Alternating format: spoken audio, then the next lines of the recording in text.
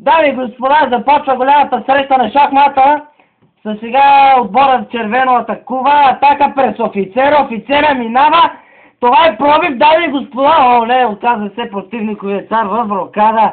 Рокада. Сега изпълнява тъч. Удар на офицера, удар, рокада, дами и господа, рокада.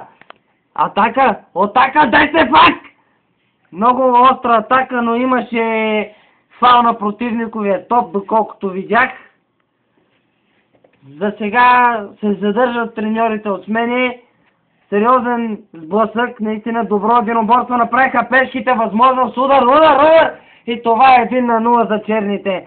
За черните фигури, дами и господа, повежда с резултата с гол на топа. Левия топ. Той не е много ляв, но е топ. Така че, за сега спокойствие на шахматната игрище. Удар, възможност 1-1, дами и господа, белите изравняват.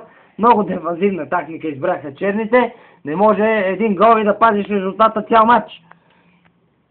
Да видим какво ще измислят белите в поредната си атака. Възможност! Внимание! И Господ е българин, дами и господа, 2-1 за белите фигури. Отбелязваме невероятно попадение на царицата на празна табла. Сега почивка.